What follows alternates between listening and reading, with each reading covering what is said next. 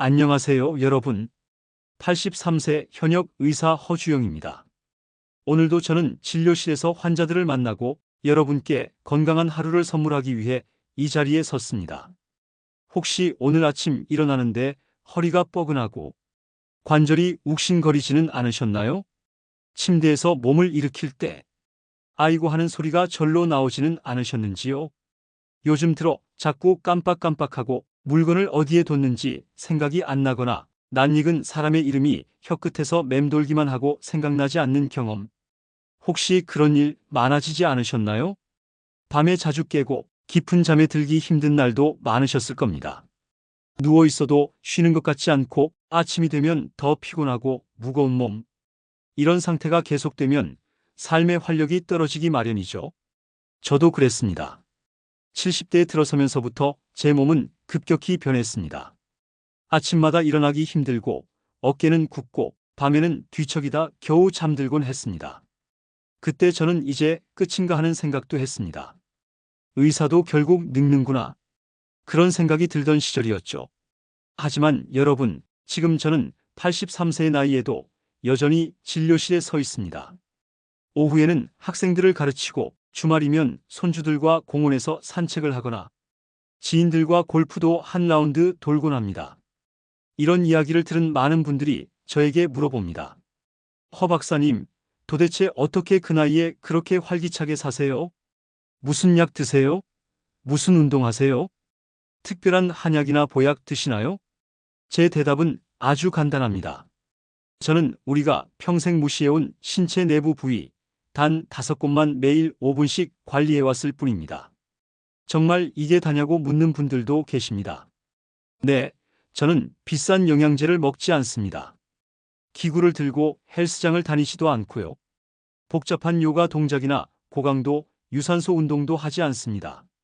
그저 매일 아침과 저녁 5분 정도. 우리 몸에서 너무나 중요하지만 대부분의 사람들이 쓸데없다고 생각하며 지나쳐온 신체 내부 부위 몇 군데만 정성껏 관리해온 것입니다. 제가 60년 넘게 환자들을 진료하면서 깨달은 것이 하나 있습니다. 건강하게 오래 사는 분들 공통점이 있다는 겁니다. 그들은 결코 특별한 약을 복용하지 않았습니다. 또한 유전자 탓만 하지도 않았습니다.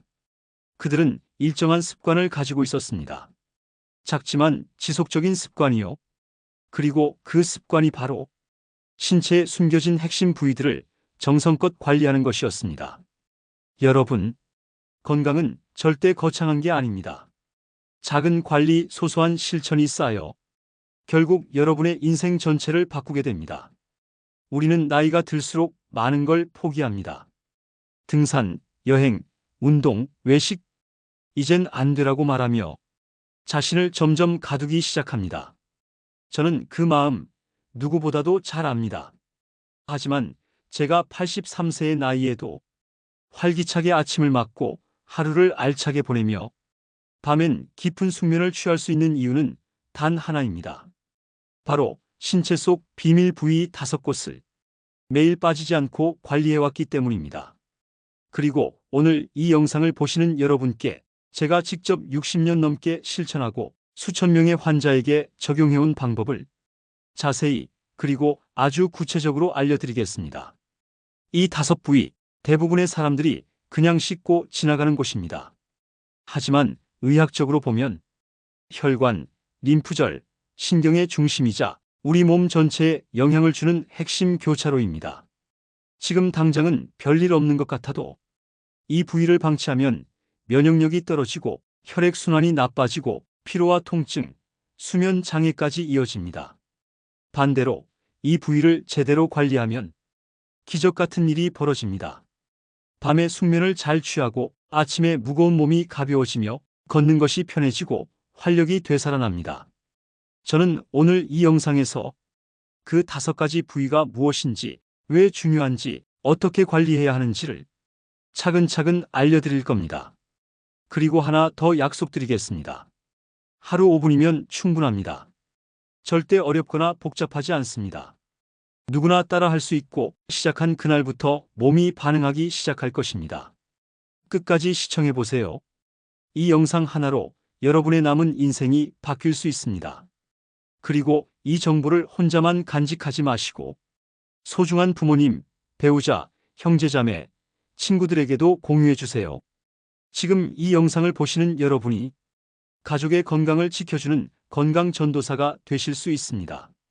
지금 좋아요 한번 눌러주시고 채널 구독도 해두시면 앞으로 나눠드릴 건강 비법들을 놓치지 않게 되실 겁니다.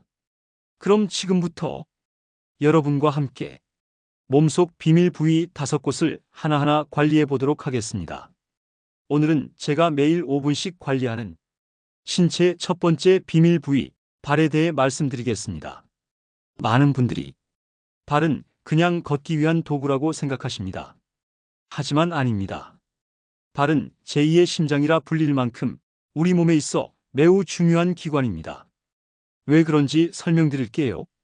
발바닥에는 7,000개가 넘는 신경말단이 몰려 있습니다. 이 신경들은 심장, 간, 위장, 방광 등 우리 몸속 주요 장기들과 연결되어 있습니다. 그래서 발을 자극하면 전신의 장기 기능이 깨어납니다. 저는 매일 아침 눈을 뜨자마자 그리고 잠자기 전 반드시 발을 관리합니다. 그 방법은 아주 간단합니다. 첫 번째, 따뜻한 물에 발을 30분간 담그세요. 물 온도는 약 40도, 체온보다 약간 높은 정도면 됩니다. 이게 끝이 아닙니다. 두 번째, 굵은 소금 한 줌을 물에 넣어 보세요. 소금의 미네랄 성분이 혈관을 자극하고 세균 증식을 막아줍니다. 특히 발이 저리거나 혈액순환이 잘 안 되시는 분들 정말 효과 좋습니다. 세 번째, 발바닥을 부드럽게 마사지합니다. 엄지손가락으로 원을 그리며 지그시 눌러주세요. 뒤꿈치에서 발가락 끝까지 천천히 올라가며 자극을 줍니다. 이건 단순한 마사지를 넘어서 내부 장기까지 자극하는 자연치유 요법입니다. 네 번째, 발가락 사이를 꼭 말려주세요. 무좀, 습진, 염증은 습기에서 시작됩니다. 특히 당뇨가 있으신 분들 상처나지 않게 조심하시고 꼼꼼히 닦아주세요. 다섯 번째, 천연 보습제를 발라 마무리합니다. 바세린, 코코넛 오일, 시어버터 이 중 하나를 얇게 펴 발라주세요. 발 피부가 부드러워지고 혈관 탄력도 유지됩니다. 이 5가지 매일 5분만 투자하시면 됩니다. 정리해 드릴게요. 따뜻한 물에 30분 발 담그기, 굵은 소금 한 줌 넣기, 발바닥 지압 마사지, 발가락 사이 꼼꼼히 말리기, 천연 보습제 발라주기. 이 습관만 유지해도 혈압이 안정되고 숙면에 도움이 되며 다리 부종이 줄어듭니다. 그리고 정말 놀라운 건 이 모든 변화가 발에서 시작된다는 사실입니다. 발은 걷기 위한 도구가 아니라 우리 건강의 첫 출발점입니다. 오늘 당장 실천해 보세요. 내일 아침이 달라질 겁니다. 이어서 두 번째 부위에 대한 이야기로 찾아뵙겠습니다. 두 번째 신체 비밀 부위, 바로 겨드랑이에 대해 말씀드리겠습니다. 많은 분들이 겨드랑이는 땀이 나는 곳, 냄새가 나는 곳 정도로만 생각하십니다. 하지만 저는 단언합니다. 겨드랑이는 우리 몸의 자연 해독 센터입니다. 그 이유 지금부터 자세히 설명드리겠습니다. 겨드랑이에는 20개 이상의 중요한 림프절이 있습니다. 이 림프절은 우리 몸속의 독소를 걸러내고 감염과 싸우는 백혈구를 생산하는 면역의 핵심 기관입니다. 쉽게 말해 겨드랑이는 우리가 건강을 유지하기 위해 매일 배출해야 할 독소를 바로 걸러주는 필터 역할을 하는 겁니다. 그런데 많은 분들이 이 중요한 부위를 잘못 관리하고 있습니다. 강한 데오드란트, 인공 향수, 알루미늄 성분 스프레이, 이런 것들로 땀샘을 억지로 막고 있지는 않으신가요? 겉으로는 뽀송뽀송해 보여도 속에서는 독소가 빠져나오지 못하고 림프절에 쌓이고 있습니다. 이렇게 되면 어떤 일이 생기느냐? 잦은 감기, 만성 피로, 심한 경우 면역 기능 저하로 질병에 쉽게 노출됩니다. 실제로 저희 환자 중 한 분, 75세 이정희 할머니는 계절이 바뀔 때마다 항생제를 복용해야 했습니다. 감기, 기관지염, 알레르기 증상이 매년 반복됐죠. 하지만 겨드랑이 관리법을 바꾸고 나서 그 문제가 놀랍게도 사라졌습니다. 그럼 어떻게 관리해야 할까요? 제가 60년간 실천해온 겨드랑이 관리 4단계를 소개하겠습니다. 첫 번째, 향 없는 순한 비누로 부드럽게 세척하세요. 겨드랑이 피부는 매우 연약합니다. 강한 화학 성분의 비누나 바디워시는 피부 장벽을 무너뜨립니다. 저는 녹차나 코코넛 오일이 들어간 천연 성분의 비누를 추천드립니다. 미지근한 물로 겨드랑이를 적시고 손으로 원을 그리듯 부드럽게 닦아주세요. 절대 세게 문지르지 마세요. 두 번째, 샤워 후 반드시 완전히 건조시켜주세요. 겨드랑이는 습하고 어두운 구조라 세균이 쉽게 번식합니다. 수건으로 잘 닦은 뒤 차가운 바람에 헤어드라이어로 겨드랑이까지 말려주시면 더욱 좋습니다. 습기가 남아있으면 무좀, 가려움증, 냄새가 더 심해집니다. 세 번째, 자연 유래 성분의 데오드란트를 사용하세요. 알루미늄이나 파라벤이 들어간 제품은 피하셔야 합니다. 저는 베이킹소다와 코코넛 오일을 11 비율로 섞은 자연 데오드란트를 사용합니다. 또는 사과 식초를 물에 희석해 면솜에 묻혀 바르는 것도 좋습니다. 이 방법은 땀샘을 막지 않으면서도 냄새를 자연스럽게 중화시켜 줍니다. 네 번째, 매일 아침 2분간 림프 마사지를 해주세요. 팔을 들어 올리고 반대쪽 손으로 겨드랑이 주위를 부드럽게 원을 그리며 문지릅니다. 목에서 가슴 방향으로 림프를 흐르게 유도해 주세요. 양쪽 겨드랑이 각각 1분씩 총 2분이면 충분합니다. 림프 순환이 활발해지면서 몸이 훨씬 가벼워지고 면역력도 점차 회복됩니다. 정리해 드리겠습니다. 순한 천연 비누로 부드럽게 세척하기, 샤워 후 완전 건조, 자연 데오드란트 사용, 아침 2분 림프 마사지. 이 네 가지만 꾸준히 해도 면역력 강화, 독소 배출, 피로 회복에 놀라운 효과가 있습니다. 겨드랑이는 단순히 냄새 나는 곳이 아닙니다. 우리 몸의 자연 면역 필터입니다. 이제부터라도 소중히 관리해 주세요. 단 5분이면 충분합니다. 다음은 세 번째 비밀 부위인 허벅지 안쪽에 대해 자세히 알려드리겠습니다. 세 번째 비밀 부위에 대해 알려드리겠습니다. 바로 허벅지 안쪽입니다. 혹시 이런 경험 있으신가요? 걷다가 허벅지 안쪽이 쓸려서 따갑고 불편한 적. 아무리 씻어도 허벅지 안쪽에선 묘한 냄새가 나는 경우. 앉아있으면 땀이 고이고 피부가 자꾸 짓무르는 느낌. 특히 60세가 넘으면 허벅지 안쪽은 피부 탄력과 혈액순환이 급격히 떨어지면서 건강의 사각지대가 됩니다.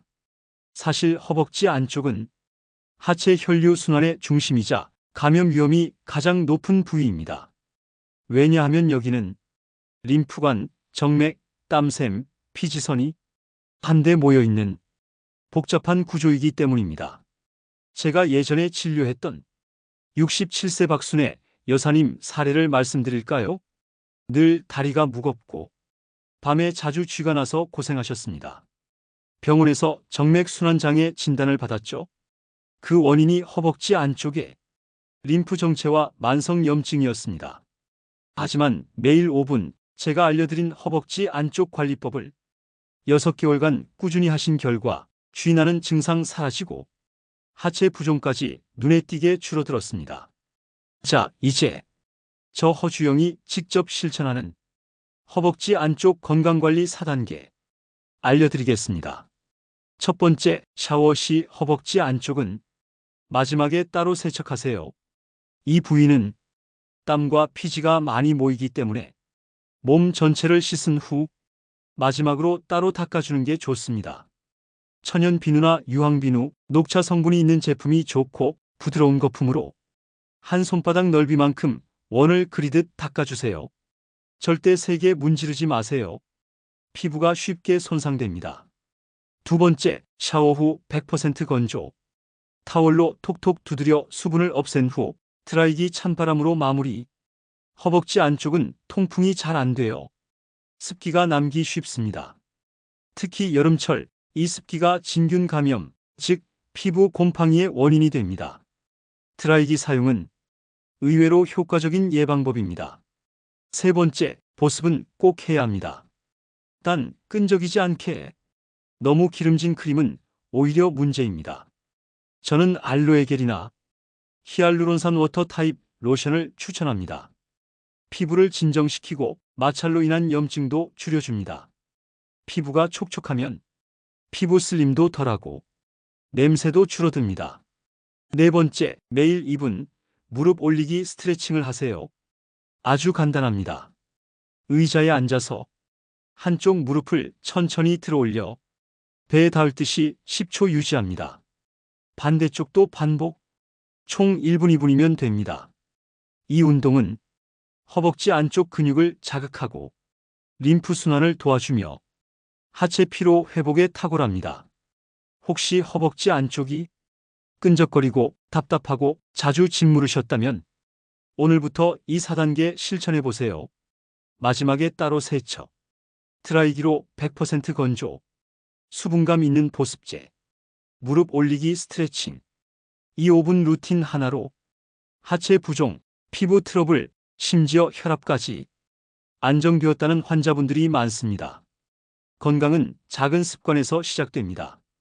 다음은 제가 매일 아침 거울 앞에서 꼭 확인하는 네 번째 신체 비밀 부위를 알려드리겠습니다. 기억력과 활력에 큰 영향을 주는 등과 두피 관리법에 대해 자세히 말씀드리겠습니다. 우리 몸에서 등은 단순한 근육 덩어리가 아닙니다. 척추를 중심으로 신경과 혈관들이 지나가는 매우 중요한 신체 고속도로 역할을 합니다. 등 근육이 뭉치거나 혈류가 원활하지 않으면 전신의 신경 전달이 느려지고 뇌로 가는 혈액 공급도 저하되어 기억력 저하, 집중력 감퇴, 만성 피로 같은 증상이 나타날 수 있습니다. 두피 또한 매우 중요한 부위입니다. 두피에는 수많은 혈관이 분포해 뇌로 가는 혈류를 돕고 두피의 건강 상태가 뇌 건강과 직결되어 있다는 사실은 최근 의학 연구를 통해 점차 밝혀지고 있습니다. 두피의 혈류가 나빠지면 영양 공급이 부족해져 머리카락이 가늘어지고 탈모가 발생할 수 있으며 뇌 기능 저하와 연결될 수 있습니다. 제가 진료한 75세 조명자 할머니는 기억력 저하와 두통으로 큰 불편을 겪고 계셨습니다. 일상생활이 어려울 정도로 피로감을 호소하셨죠. 제가 그녀의 등을 살펴보니 근육이 딱딱하게 뭉쳐 있었고 두피 역시 혈류가 원활하지 않아 건조하고 혈색이 좋지 않았습니다. 이후 제가 알려드린 꾸준한 관리법을 시작한 뒤 2개월 만에 놀라운 변화를 경험하셨습니다. 기억력이 개선되고 두통이 줄어들면서 하루하루가 훨씬 활기차졌다고 하셨습니다. 이제 본격적으로 등과 두피 관리법을 소개해 드리겠습니다. 첫 번째 단계는 등 마사지입니다. 긴 손잡이가 달린 부드러운 목욕용 브러쉬를 사용해 미지근한 물에 등을 적신 후 척추를 중심으로 양옆 방향으로 부드럽게 원을 그리듯 문지르세요. 너무 세게 문지르면 피부가 자극을 받을 수 있으니 부드럽게 하는 것이 중요합니다. 이렇게 하면 혈류가 개선되고 뭉친 근육이 풀리면서 몸 전체가 한결 가벼워지는 느낌을 받으실 수 있습니다. 두 번째 단계는 두피 마사지입니다. 손가락 끝을 사용해 두피 전체를 부드럽게 원을 그리듯 마사지합니다. 특히 뒤통수와 관자놀이 부위는 뇌로 가는 주요 혈관이 지나가는 곳이므로 집중적으로 관리하는 것이 좋습니다. 하루에 아침과 저녁 각 5분씩 시간을 내어 꾸준히 실시해 주세요. 두피 마사지가 혈액순환을 돕고 머리카락 건강에도 긍정적인 영향을 줍니다. 세 번째 단계는 척추 스트레칭입니다. 아침에 일어나서 침대에 앉거나 누운 상태에서 머리를 좌우로 천천히 돌리고 어깨를 부드럽게 돌려주세요. 그 후 상체를 옆으로 구부리는 동작을 해 척추 근육을 유연하게 만드세요. 침대에 누워서 엉덩이를 살짝 들어 올렸다 내리는 브릿지 자세도 매우 효과적입니다. 이런 스트레칭은 척추 주변의 혈류와 신경 전달을 원활하게 하여 몸과 뇌의 활력을 증진시킵니다. 마지막 단계는 저녁 등 마사지입니다. 샤워 후 마사지 오일이나 로션을 손에 덜어 목부터 허리까지 부드럽게 마사지하세요. 특히 목과 어깨 근육의 뭉침이 심한 부위는 꼼꼼히 풀어주는 것이 중요합니다. 혼자 하기 어려운 분들은 테니스 공 2개를 양말에 넣어 바닥에 놓고 그 위에 누워 천천히 움직이면서 근육을 풀어주는 방법도 추천드립니다. 이 방법은 뭉친 근육을 효과적으로 풀어주고 숙면에도 큰 도움이 됩니다.